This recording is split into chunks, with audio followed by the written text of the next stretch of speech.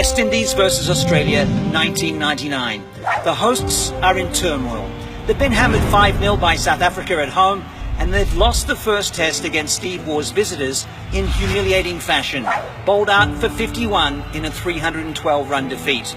Brian Lara's career has seen many highs and lows, but this feels like rock bottom.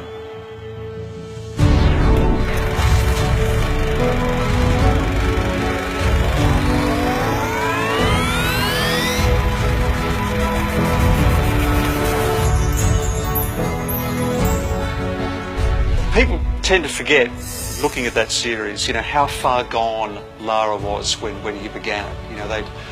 The West Indian players had that strike in '98. Then they'd gone to South Africa. They'd been beaten 5-0. Lara seemed to be on his last legs as a captain and as a batsman as well. He has nowhere to run, nowhere to hide. Backed into a corner, he fights. An imperious double century helps the Windies level the series at Jamaica. And in the third test at Barbados, Lara seals his reputation as one of the game's greatest match winners. He always says his better innings was the one before in Jamaica where he made 200. And what he means by that is that given the pressure he was under, to play that innings that led to such a result was a greater achievement than the one in Barbados.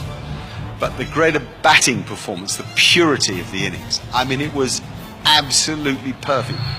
Australia bat first and score nearly 500, thanks to Waugh's 199 and Ricky Ponting's 104. Despite Shaw and Campbell's century, West Indies end the first innings 161 behind.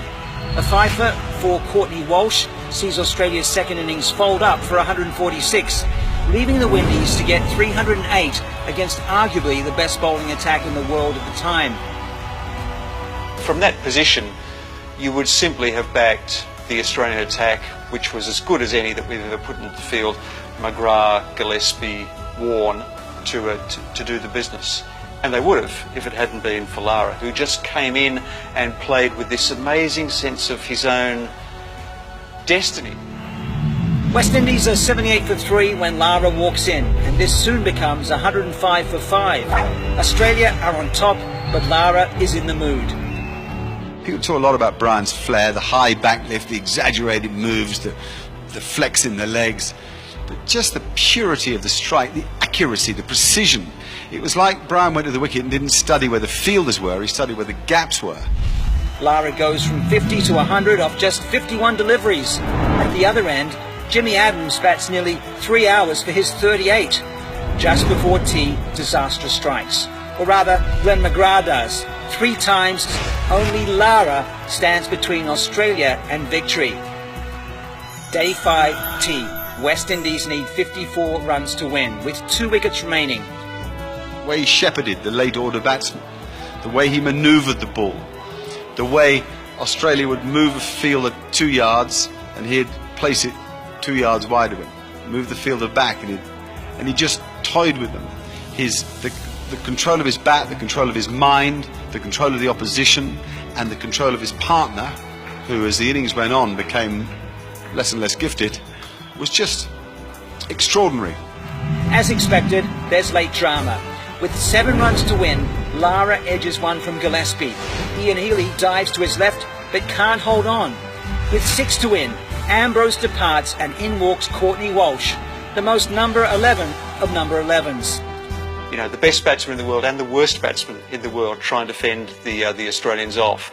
And what's remarkable is not perhaps that Lara batted through that last period, that was that Walsh actually managed to survive those half a dozen balls that he had to face, playing almost incomprehensible shots. You watch YouTube footage of it, it's just amazing what he was doing with his bat. But at the other end, Lara just looked preternaturally in control. Walsh survives 5 deliveries, the last of them with the scores tied.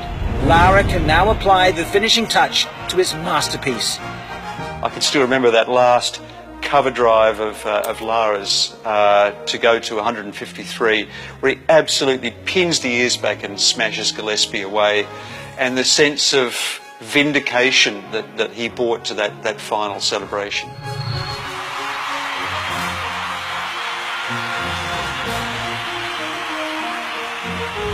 He might have hit rock bottom at the start of the series, but by the end of it, the Prince of Trinidad was back on his throne.